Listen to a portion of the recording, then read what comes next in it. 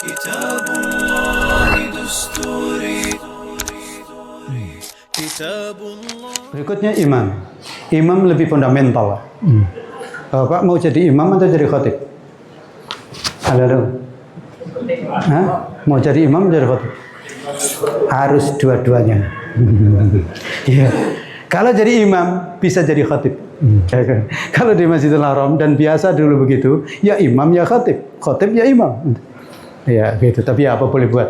Kondisi tambah berkurang. Tapi kayaknya imam ya khatib ya imam. Gitu. Karena nggak enak sebenarnya. Hanya bisa khutbah, disuruh imam nggak bisa. Malu-maluin kan? Gitu. Dan imam ini lebih menentukan. Kalau imam itu menggoncang, maka imam harus bisa membawa terbang, ngajak kepada Allah, naik ke sana. Jadi prioritas imam itu disebutkan yang paling akro'ukum, yang paling akro, paling bisa membaca. Membaca apa? Al-Quran. Tapi para ulama di sini kemudian berbeda pendapat ya. Mana yang didulukan, afqah atau akro? Dalam mazhab Imam Ahmad dan mazhab Imam Abu Hanifah, akro. Yang paling banyak hafalan, akro itu paling banyak hafalan. Dan ditambah lagi ya benar bacaannya itu. Iya, tapi banyak bacaan. Akro itu banyak bacaan, yang hafid Quran. Kalau afqah itu yang paling paham, meskipun nggak harus hafal. Gitu. Di sini Imam Malik dan Imam Syafi'i itu yang afqah. Kenapa? Dan ini insya Allah lebih kuat. Kenapa? Karena di hadisnya memang akro, tapi akro di zaman Nabi itu pasti afqah. Agak beda dengan sekarang. Akro di zaman sekarang itu belum tentu afqah ternyata. Dan nanti kita akan tahu dalam memimpin sholat itu sangat dipentingkan afqah. Mengerti, lebih faqih. Kenapa? Kalau untuk kepentingan ngimam sholat untuk bacaan kan nggak harus panjang-panjang kan? Sekitar juz amma kan sudah bagus kan? Surat-surat pendek itu ya nggak ada masalah. Dan itu jangan diremehkan. Jangan diremehkan. Karena nanti kita tahu. Kan nggak harus kan kita diimamin, kemudian imam itu baca surat Al-Baqarah. Nggak harus kan? Enggak. Bukan kebutuhan kita. Kecuali nanti di salat tarawih nggak apa-apa. Menjadwalkan memang ini hatam. Gitu. Maka di zaman Umar pun beda. Imam salat fardu siapa? Umar. Imam salat tarawih? Ubay bin Ka'ab. Umar sendiri, biarlah saya salat pulang ke rumah. Katanya. Intinya sebenarnya imam itu yang paling alim dan yang terbaik, bisa menjadi suri teladan. Gitu. Ini kenapa afqah? Karena terkait dengan adab ini. Ya, menjaga niat dan keikhlasan, menghindari riya dan mencari pujian, ini afqah. Ya, bijaksana. Nah, bijaksana. Bijaksana ini kan orang yang afqah, yang nggak afqah sulit untuk bijaksana. Kalau dia hanya hafal bagus bacaannya, biasanya bijaksini. Pokoknya saya membaca panjang, nggak peduli dia imam makmum kan nggak gitu kan. Dan juga afqah itu mempersilakan orang yang lebih utama. Perlu diketahui bahwa imam yang utama adalah imam rawatib. Tapi ketika ada tamu misalnya Syekh Sudes, maka minta Syekh Sudes jadi imam. Dan Syekh Sudes, insya Allah dia tidak akan mau kalau nggak disuruh. Ya kan? Syekh Sudes datang ke Baitul Atiq nggak akan mau jadi imam Pak Haji kalau nggak Pak Haji minta. Gitu. Itu kan? Itu pentingnya afqah. Kalau nggak afqah nggak peduli dia. Imam Syekh Sudes datang, pecih aja. Gitu. Itu di situ. Dan kemudian tahu kapan panjang, tahu sedang, kapan pendek. Gitu. Orang yang nggak afqah ada bayi nangis di belakang, dia tenang baca tanpa panjang. Tapi imam yang afqah tahu akan dipercepat salatnya. Gitu.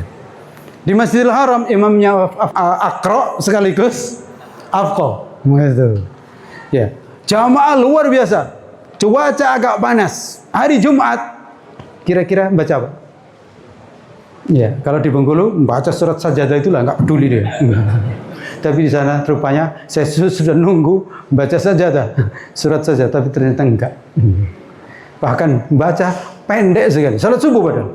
Kenapa? Karena ngelihat situasi jamaah. Gitu. Itu imam.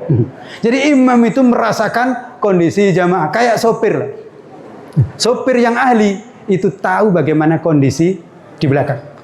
Mobil itu kalau bagi sopir yang ahli itu kan satu tubuh sudah, termasuk siapa yang ada di dalamnya. Itu menyatu.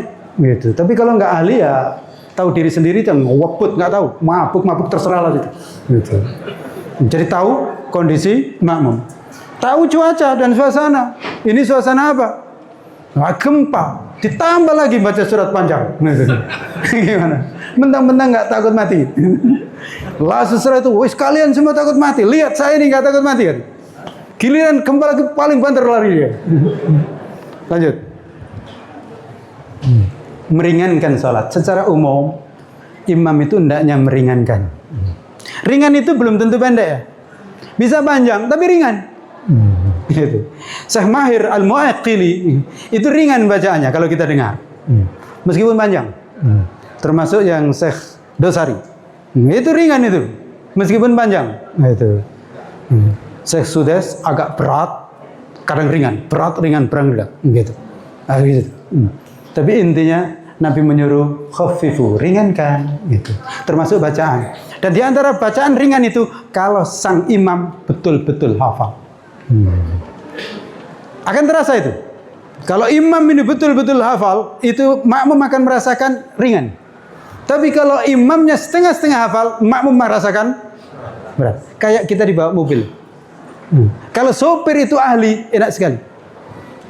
Saya kalau dibawa sopir tertentu yang saya tahu ini ahli, saya tidur. Ringan, enak sekali.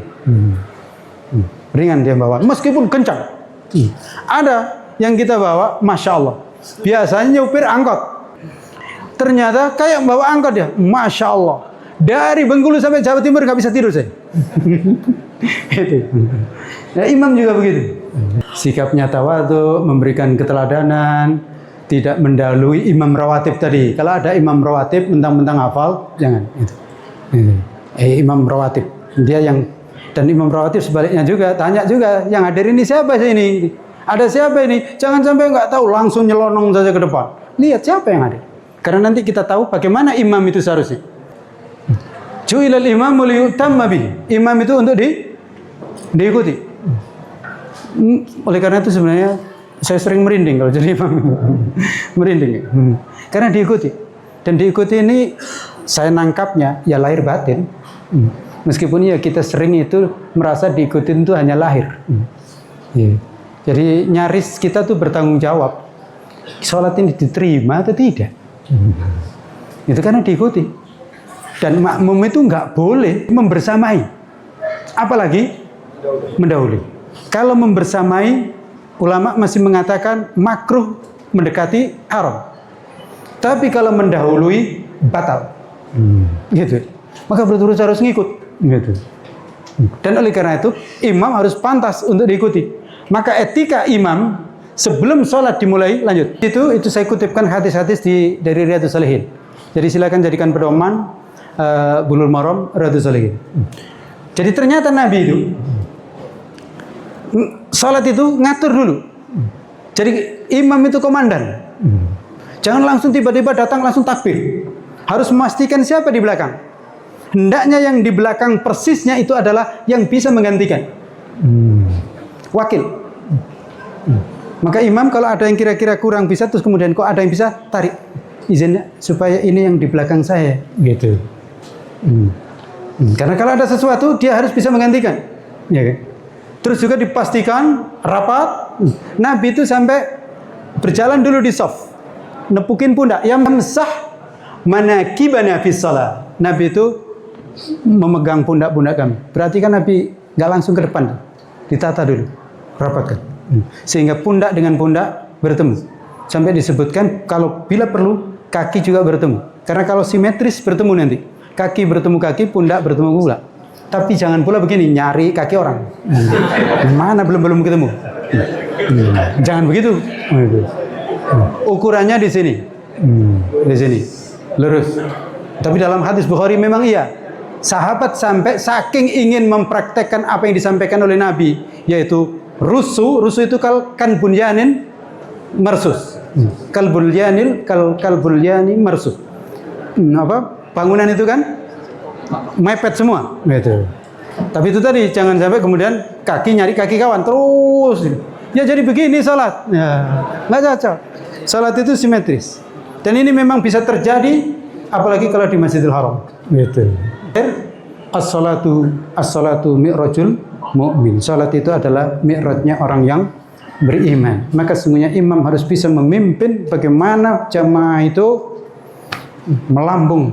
Salat itu sulit dan khutbah Jumat sulit terjadi dengan baik ini kalau masjidnya tidak tertata rapi gitu. Maka memang antara masjid dengan imam dan khotib itu menyatu.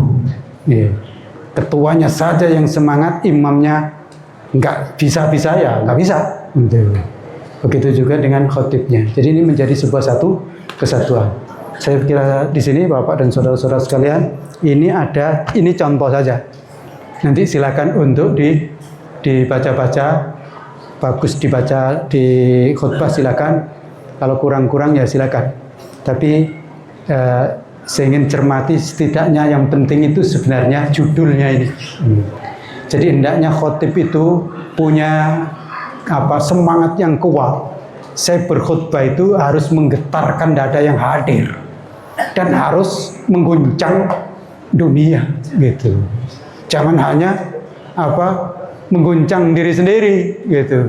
Khutbah alhamdulillah lalu kemudian selesai baru bangun semua gitu. Itu sebenarnya intinya.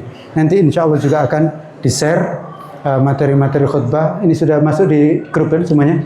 Dan assalamualaikum warahmatullahi wabarakatuh.